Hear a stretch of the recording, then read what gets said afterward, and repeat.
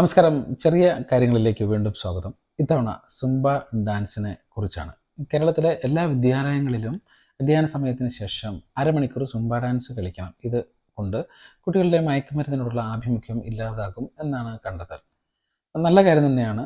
ഈ കേരളത്തിലെ തന്നെ രാഷ്ട്രീയ നേതാക്കളുടെയൊക്കെ അറിവോടുകൂടി കേരളത്തിലേക്ക് കടത്തപ്പെടുന്ന വസ്തുക്കൾ ഉപയോഗിക്കുന്നതും വിനിയോഗം ചെയ്യുന്നതുമൊക്കെ ഈ കുട്ടികൾ ഡാൻസ് കളിക്കുന്നതോടുകൂടി തന്നെ ഇല്ലാതായി പോകുമെന്നത് നല്ല കാര്യമാണ്.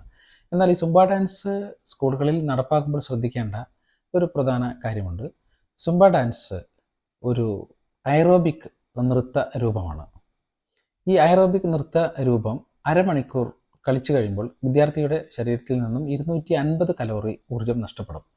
ഈ 250 കലോറി ഊർജം ഒരു ദിവസം നീണ്ട അധ്യയനത്തിന് ശേഷം കുട്ടിയിൽ ഉണ്ടാകുമോ എന്നും, അഥവാ ഇത്തരത്തിൽ ഈ 250 കലോറിയോളം വരുന്ന ഊർജം വിനിയോഗിക്കപ്പെട്ടതിന് ശേഷം ഈ കുട്ടി എത്രയോ കിലോമീറ്ററുകൾ നടന്നോ പുഴയും മലയും ഒക്കെ താണ്ടിയാണോ വീട്ടിലെത്തുന്നതെന്നോ, വീട്ടിലെത്തിക്കഴിഞ്ഞാൽ ഈ കുട്ടിക്ക് അത് പരിഹരിക്കാൻ മാത്രമുള്ള ഭക്ഷണം പിന്നെ ആ കുട്ടിയുടെ വീടുകളിലൊക്കെ ഉണ്ടാകുമോ എന്നുമൊക്കെ നാം പരിഗണിക്കേണ്ടിയിരിക്കുന്നു. ഇപ്പോൾ വളരെയധികം താല്പര്യത്തോടു കൂടി ഇതിനെ പിന്താങ്ങുന്ന മാധ്യമങ്ങളിൽ തന്നെ സുംബ ഡാൻസ് കളിക്കുന്നതിനിടയിൽ കാർഡിയാക് അരിത്മിയ വന്ന് കുട്ടി തളർന്നു വീണു, കാർഡിയാക് ഇൻസഫിഷ്യൻസിയുള്ള വാൽവുലാർ ഇൻസഫിഷ്യൻസിയുള്ള ഒരു കുട്ടി സുംബ ഡാൻസ് കളിക്കുന്നതിനിടയിൽ വീണ് ഒരു വലിയ അപകടമുണ്ടായി.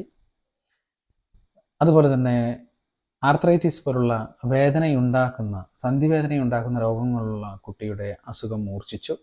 ഇത്തരം വാർത്തകൾ, അല്ലെങ്കിൽ വെയിലത്ത് സുംബ ഡാൻസ് കളിക്കാൻ അധ്യാപകർ നിർബന്ധിച്ചു കുട്ടികൾ കുഴഞ്ഞു വീണു, ഇത്തരം വാർത്തകളൊക്കെ ഇതേ മാധ്യമങ്ങൾ തന്നെ കുറച്ച് കഴിയുമ്പോൾ പ്രസിദ്ധീകരിക്കാനും വിഷ്വലൈസ് ചെയ്യാനൊക്കെ തുടങ്ങും. മാത്രമല്ല, ഈ സുംബ ഡാൻസ് ഒരു ആഹ്ലാദ നൃത്ത രൂപമാണല്ലോ. ഇതിന് വേണ്ട ഒരു മാനസികമായ ഒരു അവസ്ഥ എത്ര കുട്ടികളിൽ ഉണ്ടാകും? ശാരീരികമായ ഒരു അവസ്ഥയുടെ പേരിൽ കുട്ടി ആവശ്യപ്പെട്ടാൽ അധ്യാപകർ അത് മാനിച്ചു കൊടുക്കുമോ? ഇതൊന്നും തന്നെ ചിന്തിക്കപ്പെട്ടിട്ടില്ല. ഒരു മതസംഘടന ആവശ്യപ്പെട്ടു എന്നതുകൊണ്ട് തന്നെ ഇത്തരം കാര്യങ്ങളൊന്നും പരിഗണിക്കാതെ പോകാനും പാടില്ല.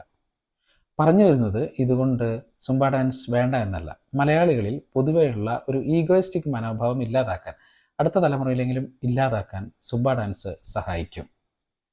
അങ്ങനെയാണെങ്കിൽ ഒരു മെഡിക്കൽ സർട്ടിഫിക്കറ്റിൻ്റെ ഫലത്തിൽ രക്ഷിതാവ് ആവശ്യപ്പെട്ടാലോ കുട്ടി സ്വമേധയാ ആവശ്യപ്പെട്ടാലോ സുംബ ഡാൻസിൽ നിന്നും ഒഴിവാക്കാനുള്ള ഭേദഗതിയോടെ ഇത് നമുക്ക് കുറച്ചു കാലം നടപ്പാക്കി നോക്കാം. നമ്മുടെ മലയാളിയുടെ സ്വഭാവം വെച്ച് നോക്കുമ്പോൾ ഇത് എത്ര കാലം നീണ്ടു നിൽക്കുമെന്നും നമുക്ക് നോക്കാം.